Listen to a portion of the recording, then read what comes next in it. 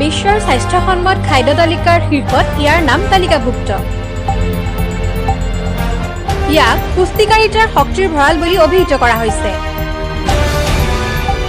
খাদ্যৰ পৰা ঔষধলৈকে ইয়াৰ আছে বহুল ব্যৱহাৰ। আয়ুৰ্বেদিক যুগৰ পৰাই ইয়াক ঔষধ হিচাপে ব্যৱহাৰ কৰি অহা হৈছে। ৩০৪ খ্ৰীষ্টাব্দতে ইয়াক শাক বুলি লিপিবদ্ধ কৰা হৈছিল।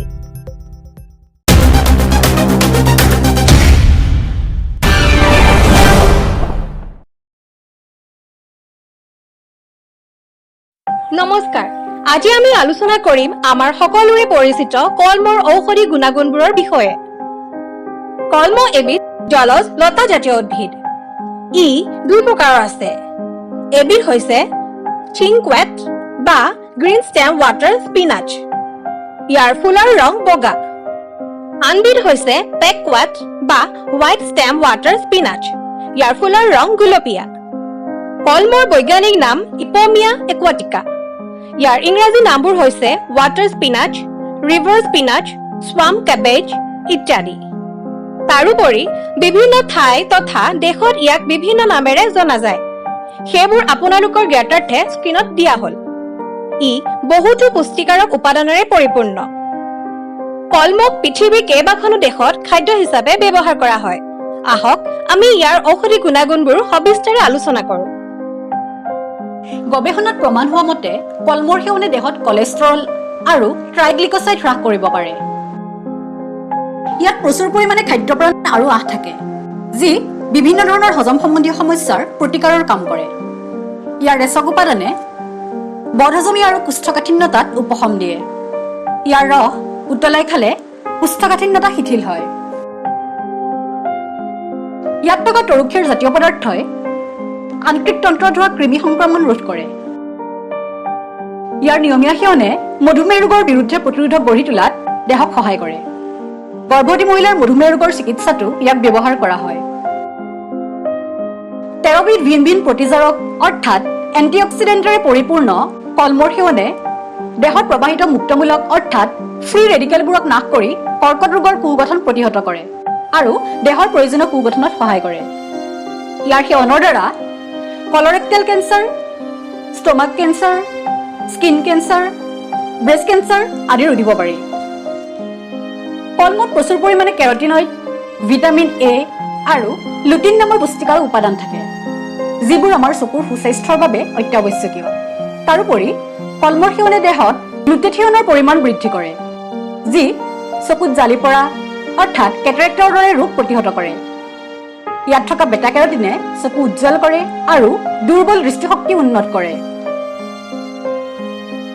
ইয়াত প্ৰচুৰ পৰিমাণে vitamin B1, vitamin B2, vitamin B3 আৰু ভিটামিন B6 থাকে, যি দেহৰ কোষবোৰ পুনৰ্গঠন কৰে আৰু প্ৰতিৰোধক ক্ষমতা বৃদ্ধি কৰে।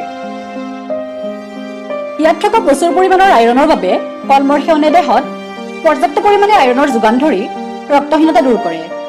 গৰ্ভৱতী মহিলাৰ দেহত ৰক্ত বৃদ্ধিৰ বাবেও ই অতি দৰকাৰী। তাৰোপৰি ইয়াত থকা আয়ডিন আৰু জিংকে ৰক্তহীনতাৰ চিকিৎসাৰ বিকল্প হিচাপে কাম কৰে তথা হিমোগ্লবিন সুস্থিৰ কৰি মূৰ ঘূৰণি, দুৰ্বলতা আদি দূৰ কৰে। কলমত যথেষ্ট পৰিমাণে পানী থাকে। ইয়াৰ সেৱনে বৃক্কক তেজ চকা কামত সহায় কৰি তাক সুস্থ কৰি ৰাখে।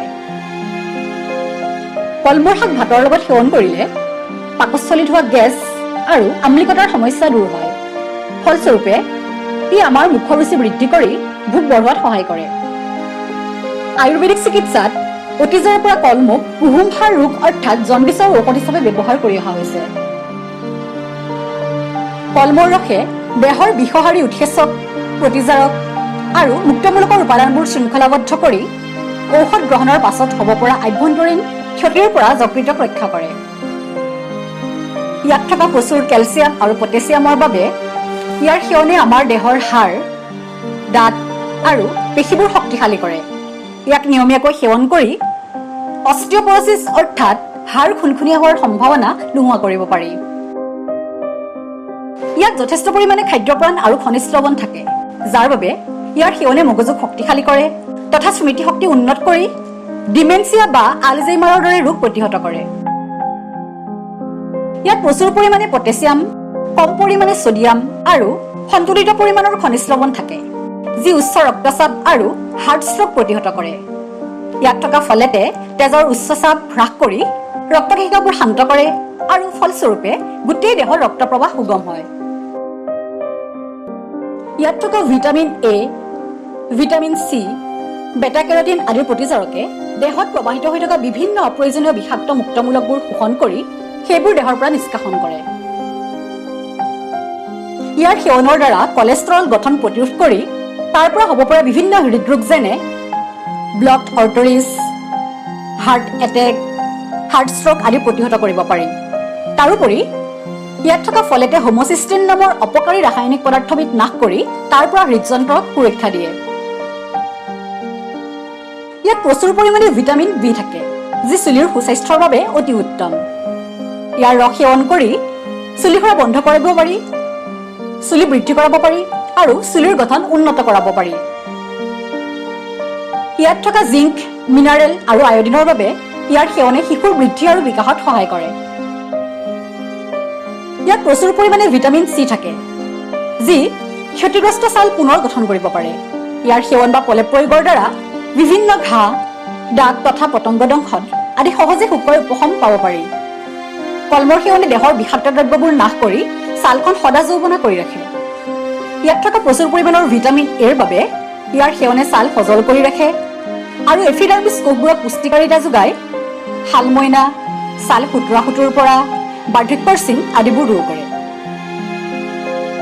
ইয়াক খুন্দি প্ৰলেপ হিচাপে সানি ছালৰ বিভিন্ন ৰোগ যেনে খৰ, এথলিট ফুট অৰ্থাৎ বেছিভাগ সময় মোজা পিন্ধি থকাৰ ফলত ভৰি ঘামি আঙুলিৰ মাজত হোৱা এবিধ ছালৰ ৰোগ, বেচু, ছৰিয়াছিছ, স্কিন কেঞ্চাৰ আদি নিৰাময় কৰিব পাৰি। ইয়াত থকা প্ৰচুৰ পৰিমাণৰ আহৰ বাবে ইয়াৰ সেৱনে দেহৰ মেদবহুলতা দূৰ কৰে।